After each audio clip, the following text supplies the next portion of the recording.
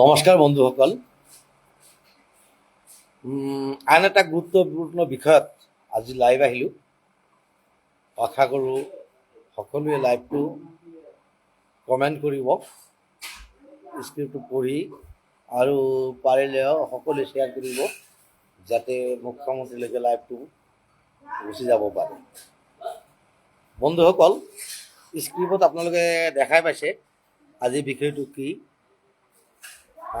আজিৰ বিষয়টো হ'ল, আকৌ এবাৰ কৈ দিছোঁ আপোনালোকৰ কাৰণে, যে আমাৰ মাননীয় মুখ্যমন্ত্ৰী ডাঙৰীয়াই অসমৰ প্ৰত্যেকখন ৰাজনৈতিক সভাই কওক, যিকোনো অনুষ্ঠান প্ৰতিষ্ঠানৰ সভাতেই যায়, তাতে যায় এটা কথা কয় যে তেখেতৰ চৰকাৰখনে বোলে অসমৰ জাতি মাটি ভেটি আৰু বেটি ৰক্ষা কৰিব বা ৰক্ষা কৰি আছে।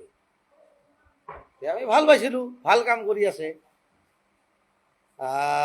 সেই কামৰ অংশ বিশেষে অসমত কেইবা ঠাইত বাংলাদেশী মানুহক উচ্ছেদো কৰিলে, কি নহয় ভাৰতীয় নাগৰিকেই। ভাৰতীয় নাগৰিকখিনিকো তাৰমানে কি কৰিলে, উচ্ছেদ। চৌৰি ফোন এটা লাগতে দিগদাৰ হ'ল। কথাটো আছিল ইয়াতেই যে মুখ্যমন্ত্ৰীয়ে মাজে মাজে বিভিন্ন সভা সমিতিত কৈ থাকে যে এইখন মুখ্যমন্ত্ৰী চৰকাৰখনে অসমৰ জাতি মাটি ভেটি সকলো ৰক্ষা কৰিব। ভাল পাইছিলোঁ, এইখিনিতো দৰকাৰ, অসমৰ নিত্য প্ৰয়োজনীয় বস্তু।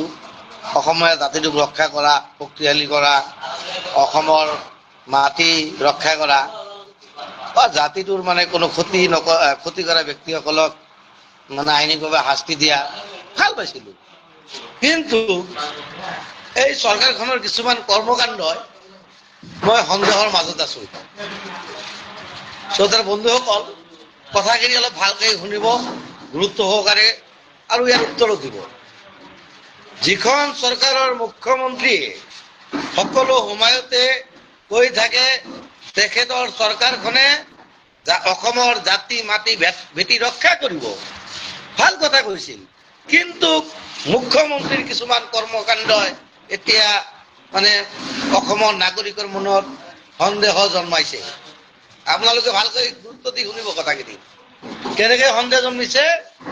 যিজন মুখ্যমন্ত্ৰীয়ে সদায় কৈছে অসমত বাংলাদেশী মানে ক্ষমা নাই, দয়া নাই, সব বাংলাদেশী যাব লাগিব, আমি ভাল পাইছিলোঁ। অসমৰ এটা দীৰ্ঘস্থায়ী সমস্যা বাংলাদেশী খেদাটো। কিন্তু তেখেতে বাংলাদেশী খেদাৰ নামত অসমত স্থানীয় ভাৰতীয় নাগৰিকখিনিৰ ঘৰ দুৱাৰ ভাঙি বিভিন্ন অত্যাচাৰ কৰিলে, আনকি আৰক্ষীয়ে কিছুমান জেগাত গুলিও ফুটাই মানুহ হত্যা কৰিলে। যিয়েই নহওক, বাংলাদেশী যাবই লাগিব, আমিও সমৰ্থন কৰোঁ যে 1971 চনৰ পিছত কোনো এজন বিদেশী নাগৰিকে অসমত থাকিব নোৱাৰিব। সেইটো আমি অন্তৰ্কৰণেৰে ভাবি আছো বা সমৰ্থন জনাও। কিন্তু এই মুখ্যমন্ত্ৰীয়ে বাছি বাছি মানে ভাৰতীয় নাগৰিক কিছুমান, হয়তো সিহঁতৰ ধৰ্মটো ইছলাম ধৰ্মাৱলম্বী লোকক মানে উচ্ছেদ কৰিলে, তেতিয়ালৈকে মোক বন্ধ কৰি ৰাখিছিলোঁ। কিন্তু এইজন জাতি মাটি ভেটি ৰক্ষা কৰা চৰকাৰৰ মুখ্যমন্ত্ৰীয়ে আকৌ কি কৈ আছে যে অসমত যিমানখিনি মানে বাংলাদেশৰ পৰা কিছুমান মানুহ আহিছে, মানুহখিনি নিৰ্দিষ্ট কেইটামান জাতিৰ মানুহ নাম কৈছে তেখেতে, আমিতো মানুহ বুলিয়ে ভাবো, যে সেই মানুহখিনি যদি 2014 চনলৈকে আহিছে, 14 চনৰ আগত সকলো বাংলাদেশীক নাগৰিকত্ব প্ৰদান কৰিবলৈ অসমৰ মুখ্যমন্ত্ৰীয়ে DC বৈদেশিক ন্যায়াধিকৰণ, তাৰে পিছত আৰু যিখিনি বিভাগ আছে সকলো বিভাগক নিৰ্দেশ দিছে যে কিছুমান মানে 3-4টা শ্ৰেণীৰ ব্যক্তিক, যিখিনি 2014 চনৰ 31 ডিচেম্বৰৰ আগত অসমত আহিছে, সেই ব্যক্তিসকলক অসমৰ নাগৰিকত্ব দিব। বাহ মুখ্যমন্ত্ৰী ডাঙৰীয়া, এইটোৱেই আপোনাৰ আচল চৰিত্ৰ। এইখিনি শুনিবলৈ অসমৰ মানুহে বাকী আছিল, কিন্তু আপুনি এইখিনি দেখুৱাই দিলে। আমি যে কৈ থাকো অসমৰ মুখ্যমন্ত্ৰীয়ে কেতিয়া কি কথা কয় তেখেত পাহৰি থাকে। শ্ৰোতাৰ বন্ধুসকল, আপোনালোকে সকলোৱে জানে অসমত কা আন্দোলন হৈছিল। এই কা আন্দোলনত 5জন অসমৰ তেজাল ডেকা ল'ৰা শ্বহীদ হৈছিল। আমি পাহৰা নাই। কিহৰ কাৰণে শ্বহীদ হৈছিল?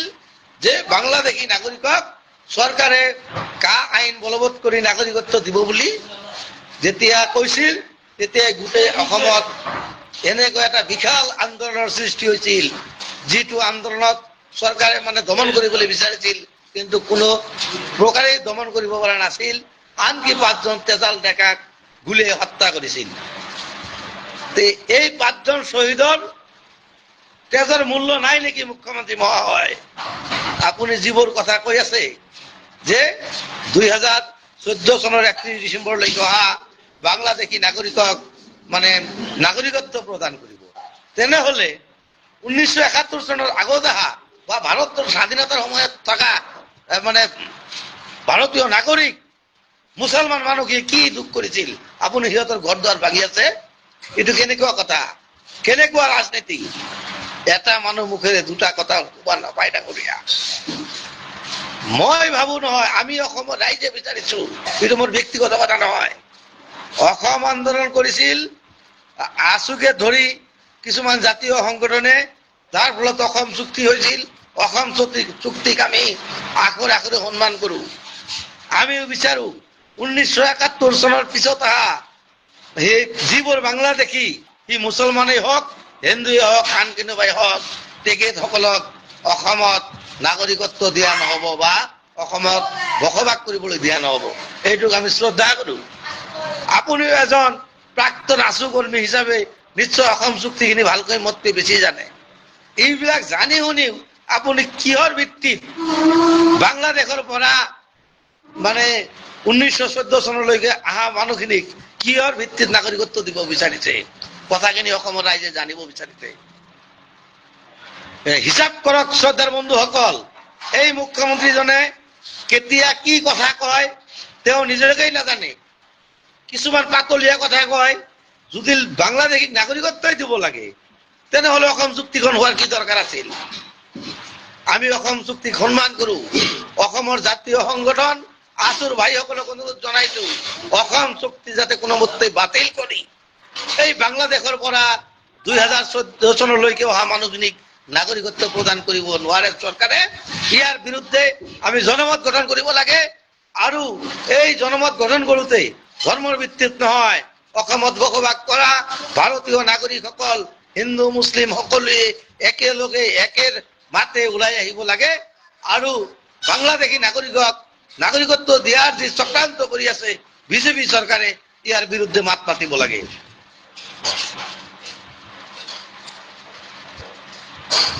বহুতখিনি কৰিছে মুখ্যমন্ত্ৰী মহোদয়। আপুনি বহুৱালিৰ এটা সীমা থাকে। এফালে আপুনি ভাৰতীয় নাগৰিকক বাংলাদেশী সজাই পলবেক কৰিবলৈ যায়, অত্যাচাৰ কৰি আছে। আকৌ বাংলাদেশৰ পৰা কিছুমান মানুহক অসমত আনি ৰঙা দলিচা পাৰি দি আছে। ইয়াৰ কাৰণ কি বাৰু আপুনি ৰাজহুৱা কৰক, অসমৰ ৰাইজে জানিব বিচাৰিছে। আৰু কিমান যুক্তিসংগত? মোৰ ফেচবুক প্ৰফাইলত যিমান মোৰ বন্ধু বান্ধৱী আছে সকলোকে অনুৰোধ জনাইছো, কোনোদিন আমি অনুৰোধ জনোৱা নাই। এই লাইভটো আপোনালোকে যিমান পাৰে তেনেকৈ শ্বেয়াৰ কৰক আৰু মুখ্যমন্ত্ৰীলৈ যাতে মোৰ লাইভটো পਹੁঁচায় তাৰ ব্যৱস্থা কৰক। কাৰণ আমি বহুত ধৈৰ্য সহ্য কৰি আছো। আমাক যেনেকৈ অত্যাচাৰ উৎপীড়ন চলাই আছে, আমি আজিলৈকে একো প্ৰতিবাদ কৰা নাছিলো। কিন্তু অসম মাতৃৰ স্বাৰ্থত আজি আমি লাইভ কৰিবলৈ বাধ্য হৈছো। অসম মাতৃত অসম চুক্তি বাতিল কৰি বাংলাদেশী নাগৰিকক যে নাগৰিকত্ব প্ৰদান কৰিব, তাৰ 100% বিৰোধী মই। আৰু কেৱল ময়ে নহয়, আমাৰ সকলো অসমীয়া মানুহে ইয়াৰ বিৰোধ কৰিব। গতিকে এইজন মুখ্যমন্ত্ৰীৰ দুমুখীয়া চৰিত্ৰ ৰাইজে জানিব লাগে। তেখেত চল চাই কটিয়া পৰা বিধৰ ব্যক্তি। কিছুমান জাগাত যাই কৈ থাকে যে বাংলাদেশীক আমি উচ্ছেদ কৰি আছো। অসমৰ ৰাইজে ভালেই পাইছে, আমিও ভাল পাইছিলো। কিন্তু আজি আকৌ সিহঁতক মানে নাগৰিকত্ব দিয়াৰ কাৰণে 2014 চনলৈকে যিবোৰ বাংলাদেশ অসমত আহিছে, হিন্দু বাঙালী হওক, পাৰ্চী আৰু কিবা কিবি নাম কৰিছে, মোৰ ভালকৈ মনত নাই, সেই বাংলাদেশী নাগৰিকখিনিক নাগৰিকত্ব প্ৰদান কৰিব। তেনেহলে এইজন মুখ্যমন্ত্ৰীয়ে কেনেকৈ অসমৰ জাতি মাটি ভেটি ৰক্ষা কৰিব? একবাৰ হিচাপ কৰক অসমীয়া ভাইসকল। আপুনি মুখ্যমন্ত্ৰী ডাঙৰীয়া, আপুনি ভাবিছে নেকি যে অসমৰ মানুহ এতিয়াও বুৰ্বক আছে? আপুনি কিমান টুপি পিন্ধাব অসমীয়া মানুহক? আপোনাৰ এই চলাহী টুপি আৰু আমি কেতিয়াও নিপিন্ধো। আপুনি কিছুমান নাটক কৰি আছে, নাটক কৰি কৰি অসমৰ জাতি মাটি চব ধ্বংস কৰি পেলোৱাৰ যি চক্ৰান্ত কৰিছে মুখ্যমন্ত্ৰী ডাঙৰীয়া, এইটো কিন্তু অসমৰ ৰাইজে কেতিয়াও সহ্য নকৰে, আনকি আমিও সহ্য নকৰো। আমি শুনিছো অসম আন্দোলনৰ সময়ত 874 জন শ্বহীদ, সিহঁতে নিজৰ জীৱন বলিদান দিছিল অসম মাতৃৰ জাতি মাটি ভেটি ৰক্ষা কৰিবলৈ। আপুনি সেই শ্বহীদৰ কেজা তেজক অপমান কৰি আছে। কিন্তু শ্বহীদৰ এই বলিদানক যদি অপমান কোনোবাই কৰে, এইটো আমি ঘোৰ প্ৰতিবাদ কৰিবলৈ বাধ্য। লাগিলে আপুনি যি কৰে কৰক, আপুনি ইডি লগক, CBI লগক, CID লগক, কিন্তু অসম চুক্তি ভাইলেট কৰি বাংলাদেশীক নাগৰিকত্ব যে দিব, আমি তাৰ 100% বিৰোধিতা কৰিম। যি হয় হ'ব। মুখ্যমন্ত্ৰী ডাঙৰীয়া, বহুত ধৈৰ্য ধৰিছিলো, সহ্য কৰিছিল, একো আমি কোনদিন কোৱা নাছিলো। আপুনি যেনেকৈ ভাল সেনেকৈ চলক, কিন্তু আপুনি এটা মুখেৰে দুটা কথা কয়। আপুনি কিছুমান অঞ্চলত যাই কয় বাংলাদেশীক উচ্ছেদ কৰি আছো, আৰু যিখিনি উচ্ছেদ কৰিছে সেইবিলাকতো বাংলাদেশী নহয়। যদি বাংলাদেশীয়ে হয়, কিমান মানুহক আপুনি বাংলাদেশলৈ পঠিয়াই ব্যৱস্থা কৰিছে, বা কিমান মানুহক আপুনি জেলত থৈছে বাংলাদেশী মানুহখিনি? যিখিনি মানুহ উচ্ছেদ কৰিছে সেই বাংলাদেশীখিনি ক'ত গ'ল? মুখ্যমন্ত্ৰী ডাঙৰীয়া, অসমৰ ৰাইজে জানিব বিচাৰিছে। আপুনি এটা মানুহ দুইফালে মাৰে, কাৰণ এফালেতো মাৰক, এটা কথা যে থাকক যে বাংলাদেশীক আমি অসমত জাগা নিদিওঁ, কিন্তু আপুনি কিয় আকৌ বাংলাদেশীক 2014 চনলৈকে অহা বাংলাদেশীক ৰঙা দলিচা বান্ধি দি আছে? ইয়াৰ কাৰণ কি মাননীয় মুখ্যমন্ত্ৰী মহোদয়?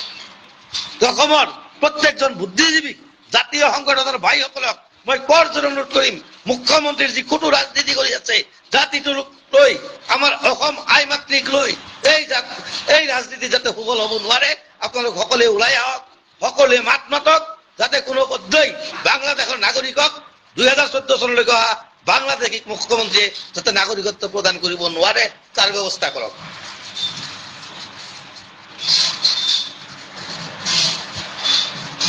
মই ফজলুল মোৰ জীৱন দিবলৈ প্ৰস্তুত আছো মুখ্যমন্ত্ৰী মহোদয়, আপোনাৰ এই কাম মই বিৰোধ কৰিম। আপুনি 2014 চনলৈকে অহা বাংলাদেশীক নাগৰিকত্ব দিব, তাৰ কাৰণে যদি মই বলিদানত যাব লাগে, বলিদান যাবলৈ প্ৰস্তুত আছো। কিন্তু তথাপি কোনো পধ্যেই অসমক আপোনাক অনুৰোধ কৰিছো, আপুনি কোনো পধ্যেই বাংলাদেশৰ মানুহক অসমত জাগা নিদিব। যিখিনি বাংলাদেশীৰ বোজা অসমে বহন কৰিলে, আগতেই কৰিলে, 1971 চনৰ আগত থকা যিখিনি নাগৰিকক সেইখিনিক নাগৰিকত্ব প্ৰদান কৰিছে, এইখিনিয়ে অসমত জাগা নহয়। আকৌ আপুনি বাংলাদেশৰ পৰা মানুহ আমদানি কৰি আনি অসমৰ মাটিত জাগা দিব, তাৰ কাৰণ কি? অসমৰ ৰাইজে এতিয়া বুজিবলৈ বাকী নাই। যদি ইমানেই বিজেপি চৰকাৰৰ বাংলাদেশীৰ প্ৰতি প্ৰীতি ভাৱ আছে, ভাল পোৱা ভাৱ আছে, তেনেহলে এই অমিত শ্বাহ গৃহ ৰাজ্য গুজৰাটত লৈ জাগা দিয়ক, নৰেন্দ্ৰ মোদীৰ জন্মভূমি গুজৰাটত জাগা দিয়ক, অসমত কিয়? অসমখন কোনো পধ্যেই বাংলাদেশীৰ চৰণীয়া পথাৰ হবলৈ দিব নোৱাৰো মুখ্যমন্ত্ৰী মহোদয়। বহুত কৰিছে আপুনি, ইফালে কয় বাংলাদেশীক উচ্ছেদ কৰি আছো, আনফালে তলেদি বাংলাদেশীক নাগৰিকত্ব প্ৰদান কৰাৰ কাৰণে DC আৰু কি কয় এই বিভিন্ন বিভাগক আপুনি নিৰ্দেশ দি আছে। আপোনাৰ উদ্দেশ্যটো কি? আপুনি মানে 26ত আকৌ ক্ষমতা পোৱাৰ কাৰণে পাগল হৈ গৈছে নেকি? এইবাৰ কাম কৰি আছে যে, গতিকে আপোনাৰ যি কুটিল ৰাজনীতি, দুইফালে মাৰা ৰাজনীতি, অসমৰ ৰাইজে এতিয়া জানিব লাগে, বুজিব লাগে, আৰু বুজি গৈছেও।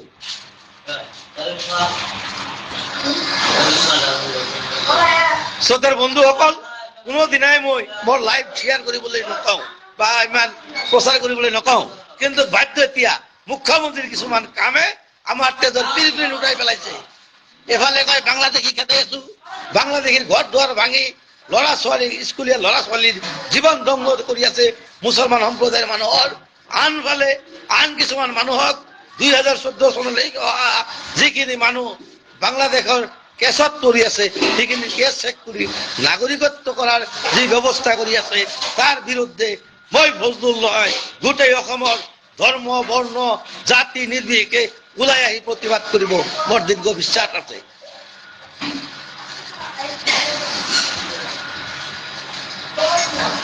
এই 5 বছৰ শাসনকাল চলাই আছে আপুনি অসমৰ ৰাইজৰ এনেকে গল চিপাতি আপুনি যি কৰি আছে হয় হুজুৰ কৰি আছো আমি একো কোৱা নাছিলো, কিন্তু অসমৰ জাতি মাটি বেটি আপুনি ৰক্ষা কৰিব নোৱাৰে মুখ্যমন্ত্ৰী ডাঙৰীয়া।